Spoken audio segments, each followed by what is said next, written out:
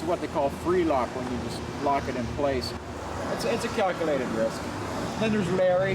He's gone through an entire day without locking it once. Forgot his key, right?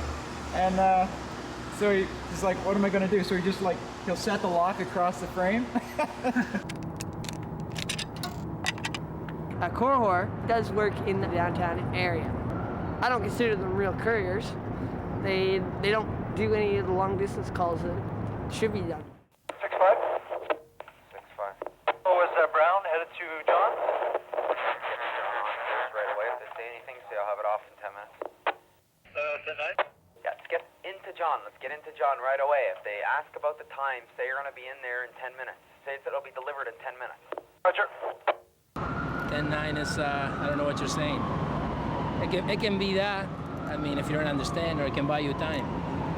If they're asking you, is the package off? You go 10-9. And then you disappear, walk into a building, and call 5 minutes later. You were calling me, and then you give it a signature. John, 560, John. 60, John.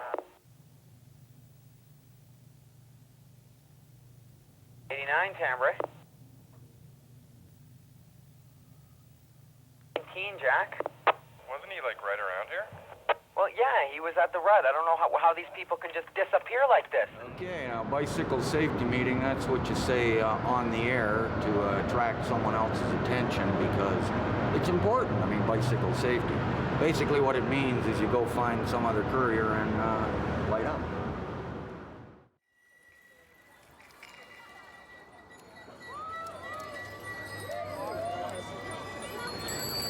This car-free moment is being brought to you by Critical Mass.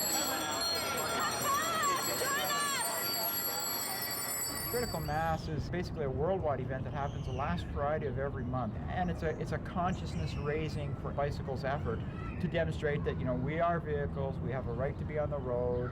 You know, you see a pack of 1,000 bikes and they're slowing you down and you don't like it. Well, that's how bikes feel when it's one bike and 1,000 cars, but it's worse because the car is so much bigger and more dangerous. Did you hear about Alex Knight's victory in court, defending himself? Well, last month I was summoned for obstructing traffic. I was charged a $110 fine, payable within 15 days, and before he could finish writing up the ticket, $140 had been collected for me. And he realized the cop couldn't ticket 200 riders, so total strangers gave me $140, which is very nice. So I came with money today in my own pocket, ready to contribute if it ever happens again.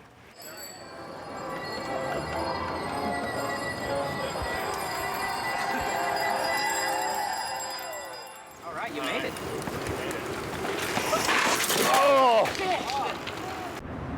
All the old guys, they make the most money and they've been around the longest and they know, like, you don't, it's like rookies is the term a lot of people refer to as, new couriers.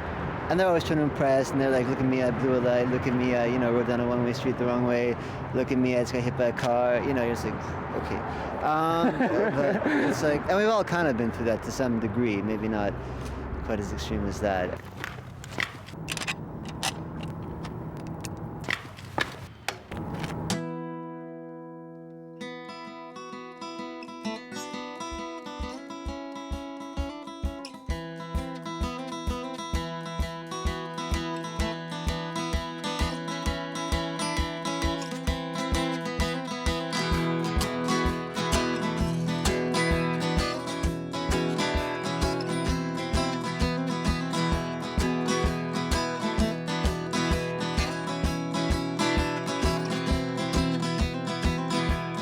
Work in the field under a blue sky. Feel the heat of the sun on your arms and brow.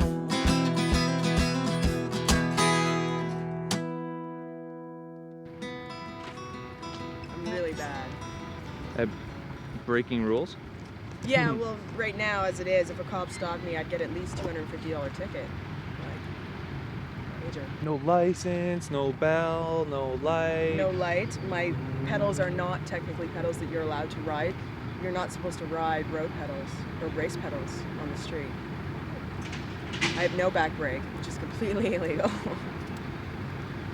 Stupid things like that. That's Ontario law, though. Why I like it? You don't have to really listen to anybody else. You're completely on your own all day. You just take a call, you go do it. That's it. You get money for it. That's why I like it. It's fast money. Slowly over the ground, the roads go by. The field seems to get smaller and the sun gets brighter. Time to take a break. Sometime, well, time to take a break. When I first started, I was 17. I just moved to Montreal from Ottawa. The only job that I could think of that didn't require a resume would be couriering. So I looked through the yellow pages, picked a company, and got a job. That was it. Showed up with a bike and some running shoes and a nasty pair of shorts and started work. Kick off your shoes, lay down in the grass. Cover your eyes from the bright sun. Everybody needs to take a break sometime.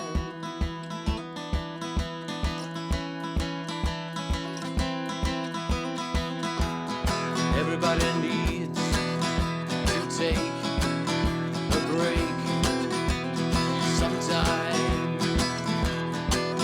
To take a break sometime.